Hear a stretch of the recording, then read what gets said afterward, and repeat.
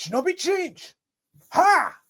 What up, you guys? It's Blackwing 2040. First off, I want to say thank you guys for understanding my absence, but I am back, and I'm here to give you guys my review on Ninpu Sentai Hurricanger, which is the second ninja season in Super Sentai history, and widely the most popular ninja season in Sentai because this overall show gets so many things. I'm talking about the cast members' returns in specials, movies, anniversary specials. They get everything, and it blows my mind. They're the first Sentai team to get two anniversary reunions, a 10th anniversary special, and a 20th anniversary special, which I will review later on down the pipeline.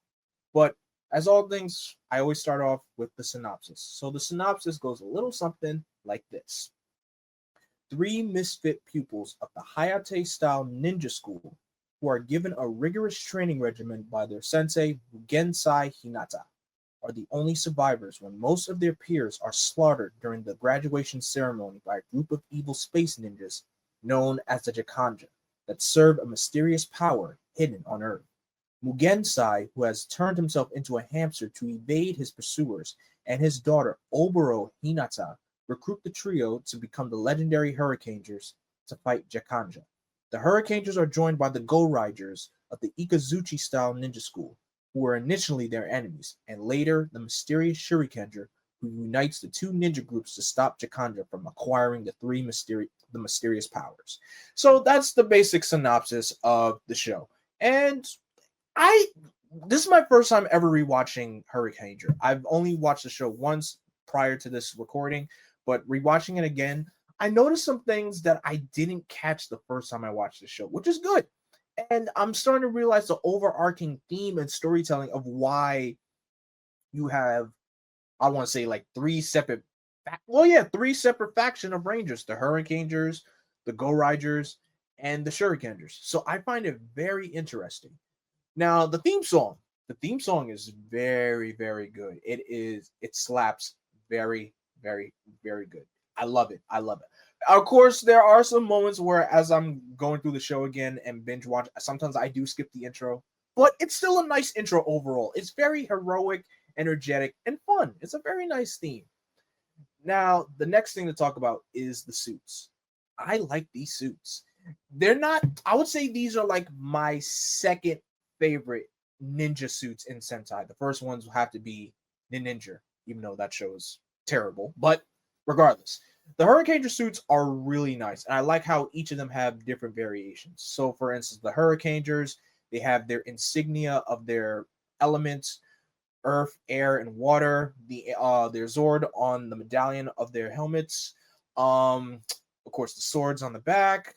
And for the Gouraigers, I like the beetle theme. Like Kabuto Rider has the horn beetle, Kawaga Rider with the fang beetle, scarab beetle fangs.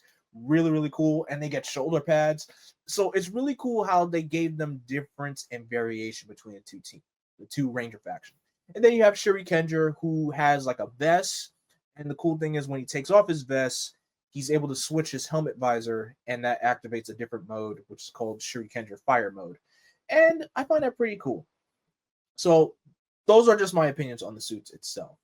Now, the overall story, I'll admit, there are some points where I feel like the show drags just a little bit. A little bit, not all the time. But it does have some moments where, like, these two teams are always at odds with each other.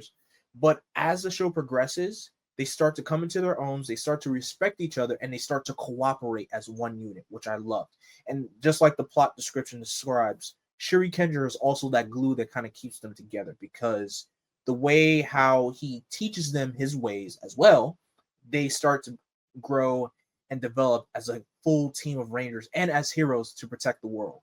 Shurikenger actually plays a specific role, and I'm going to explain his why he has that role when I start talking about the characters. So let's talk about our Rangers. Our first Ranger is Hurricane Red, Yosuke. Yosuke's a hothead. He is a hothead. I feel like this is around the time where Sentai starts doing the whole, loud red thing. But I understand people complain about that, but it's really not, something to nitpick about so much. Yes, it's a character trait for most of the Red Rangers in the 2000s onward, but sometimes it's part of their character. I know it's an annoying character trait for the Red Rangers to have, but sometimes it's who they are. You can't really fight that. Yosuke, he's very loud, he's very energetic, he's very, driven to be, a good ninja. That's one thing about Yosuke. And sometimes he does get at odds with the sensei and also sometimes with Iko, aka Kabuto Rider, which I'll talk about later. But he's not bad. He's not a bad Red Ranger. He's actually pretty solid. And especially when you see him in his post-show appearances, he develops so much. You will not believe when you look at him from when he was in his present show to his post-show appearances, it's like, this cannot be the same Yosuke that was always loud. It's amazing how far he's come. But Yosuke, he's a cool Red Ranger. Definitely cool Red Ranger. Next is Nanami, Hurricane Blue. She's got to be probably the most popular character in the entire team and probably the most popular female Blue Ranger in Sentai history. Her actress has worked with Koichi Sakamoto many times, which is amazing. And also her specifically, she's just amazing. I love her character. So her character works as an idol star. That's her undercover job. But I love, even though she's just the only girl on the team, she's still excellent. She's still a brilliant fighter.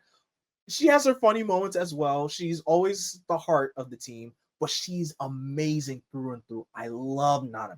If I could put like a ranker of top 10, I guess she would be up there. She would definitely be on that list of top 10 Sentai Blue Rangers for sure.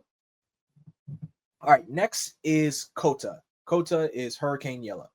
I feel Kota, he's really like the mellow person of the team. He doesn't really like overreact to certain things. He doesn't do any stupid actions. Of course, there are some episodes where he does do things stupidly, but he's still a great character overall. And one thing I gotta say about the trio as a whole, they are such goofballs. From the beginning, they are goofballs, but as they go through the entire show, they become such a strong unit of heroes. And I love that. So Kota, I have no problems with Kota at all.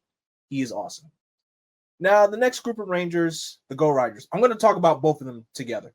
Iko, Kabuto Rider, and Ishu, Gouraiger. These guys, funny enough, I did not know, I didn't remember that these guys made an appearance in the very first episode of Hurricanger. I did not remember that at all. Just like within the first fight of the Hurricangers are fighting the first monster of the week, the Gouraigers are on a cliff watching the Hurricangers fight. I didn't remember that happening ever from the first time I watched the show, which was, of course, like around 9 years ago since the first time I watched it. But anywho, it's these two guys. I love the storyline that they have going for themselves. So their goal, of course, was to beat the Hurricangers and become stronger. And also they kind of partnered with the Jakanja throughout the show a little bit. But also the cool thing about these two, their origin story is that their father pushed their limits a lot. Their father is a real POS. So I love how the prophecy for these two that the father was training them to evidently one of them had to kill each other. And Ishu didn't want that to happen because he loved his brother very much. And Iko was, oh my gosh, he went insane to the point he almost killed Ishu. He almost killed his own brother. But thankfully, of course, with the power of brotherly love, that curse got removed. And then the brothers start to come into their own. And of course, when they became good, they did keep to themselves a lot. But as the show progressed, they did start to team up with the Hurricangers a lot more, become more welcoming with them, became more friendly to them.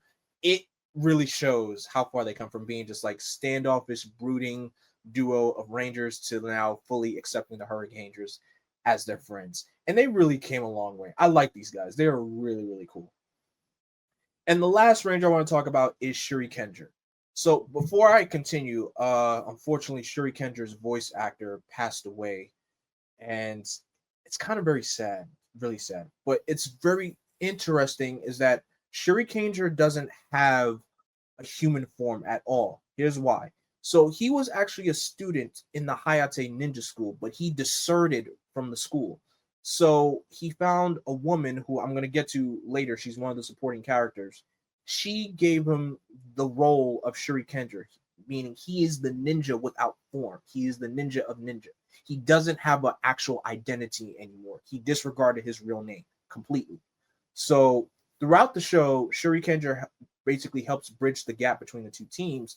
And when he's out in the field trying to have a human form, he borrows a disguise from a random civilian. And the cool thing about these disguises are played by past Sentai actors. I'm talking about Time Yellow, Mega Red, Mega Blue, Go Red, O Red, Red Racer, Shishi Ranger.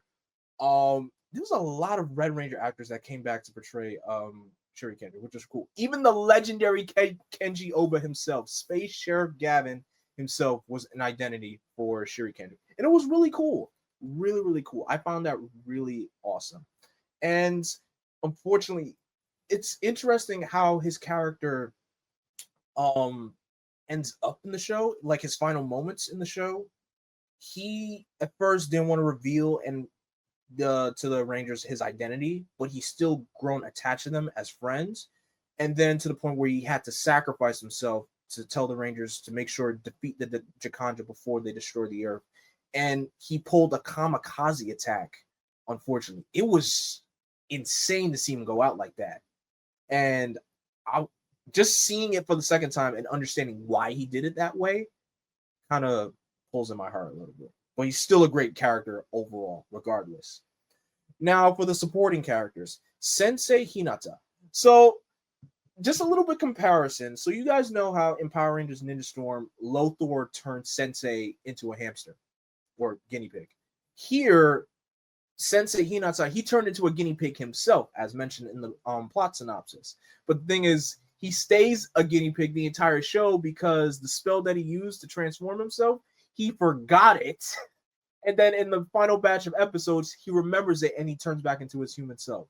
It's silly, very silly. So basically, throughout the show, you see him you're basically looking at an actual hamster, but sometimes when the camera gets a close up on it, you're looking at like a hamster puppet, just to make sure that he's actually speaking. So I get that.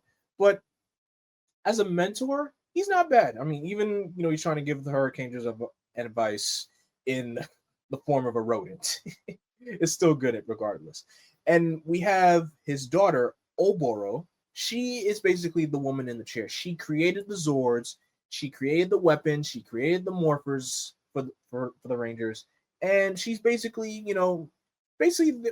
like I said, the woman in the chair. She tells them whenever the Jakanja are attacking, sends out the Zords. They're basically their tech expert, if you will. And she's really great. I find her really, really cool. I like that. Now, the next character I want to talk about, her name is Lady Kagura, or she also goes by the title of Gozen. So she is the woman that gave Shurikenger the title of Shurikenger. And the reason why she plays a big, important role to the show, because throughout the entire show, Sensei Hinata may step away for a bit and speak on the phone. I kid you not. He would speak on the phone in his hamster form on a tiny little cell phone, speaking to somebody, but he doesn't tell the Rangers who he's talking to. So Lady Kagura, or Gozen, she is the person that Sensei has been speaking to. And the reason what role she plays in the show, the Jakanja are looking for 2 specific items to summon an evil force. And in the show, they don't call it an evil force. They just call it either that or it. And I'm not talking about Pennywise. It doesn't have a name. That's the stupid thing. It doesn't have a name. But when I looked it up, it's basically just an evil force of energy. That's basically what it is. So one of the pieces she held for herself, so that way the Jakanja never got a hold of it. The only way for the Jakanja to get it is if she either gets killed or she cries. So that's why she always has to remain emotionless throughout the entire show. So I found that very fascinating to how she plays a part in the show. Very fascinating indeed. And now let's get on to the villains. The villains, Jakanja, starting off with the leader of the villain group, Tao Zanto. Now, when I first watched Hurricanger, I found it interesting that this is Lothor's counterpart, because when you look at him, he's stationary the entire show, and then he doesn't start moving until literally the final 2 episodes. And so he doesn't really do much. I really find, I'm gonna be honest, he's got to be probably one of the weakest main Sentai villains. He really doesn't do much. And now for the generals. So our first general is Furabijo. She's a ditz. She's a straight up ditz. Her main role in the show is basically anytime a monster goes out to battle, she always marks them with a score sheet, and if they lose, she says they fail. And I kid you, that's all she does. She's a ditz. She plays no role. The next general is Wendine. She is always with Furabijo. She is. I feel like she doesn't contribute much to the team at all. It's just that she's always with Furabijo. She's very feisty with her fighting skills. I'll give her that, but I feel like she doesn't contribute as much at all. That's basically all I can really say about her. That's not much. However, this next general, Chuzubo, he played a very good role in the show. So basically, when it came to the part in the show where the Gouraigers and the Hurricangers were at odds with each other, he basically tried to trick the Gouraigers into making sure the prophecy that one of the brothers kill each other comes true. So I found that very, very cool. And the funny, not even the funny thing is, the thing is, it's like, you know how in Ninja Storm, when Chubo got defeated, he just got turned small. When Chuzubo got defeated, he didn't come back until the final episode of the show. But I found Chuzubo very, very significant, and he played a very good role, especially in the Gouraiger arc. That was really, really cool. Now, the next villain is Sargain. Sargain is the tech, and basically, he has his own personal Zords throughout the entire show. Even throughout the entire show, he tries to copy the same system that the Hurricangers would use for their Megazords. He tried to copy the exact same things that they would do, which was, I found that pretty cool, because I always find it interesting whenever the bad guys get their own personal Megazord. I find that pretty cool in my mind. And Sargain really, really was cool. I mean, he didn't do much on the side, but when it came to like getting out into the battlefield, he did contribute with like creating his own Megazord, and then even getting killed by one of his own, which was kind of just not crazy, but just like, whoa, you didn't really expect that to happen. Now, the next general is Manmaruba. So Manmaruba, he is, if you guys remember Ninja Storm, he is Motordrone's counterpart. He has 3 forms. He has a larva form, an adult form, and then a berserk form. So his role in the entire show, he has the power to, like, I guess you could say, see the future. He's a psychic, basically. But what I loved about him in the show, he has a rivalry with Iko throughout this entire show. The reason why I say that, he plants a bug in Iko so that way it can kill him. So for majority of the show, Iko has this bug that got planted in him for like during the second half of the show, and it's a life and death situation. He tries not to tell his brothers about it. He even tries not to tell the Hurricangers about it, but they end up finding out anyway. And of course, the bug gets cured thanks to Yosuke, because Yosuke saved his life. So it's a very cool story arc, and how Mamaruba's position conflicts with the Hurricangers and the Gouraigers. That was a really good point of storytelling in my mind. I thought that was really cool. Now, the next general is Satakura. Hope I pronounced that right. I probably butchered it. This character is annoying. He's loud. He's a trickster. I really didn't like his character at all. I did not. I really did not like his character.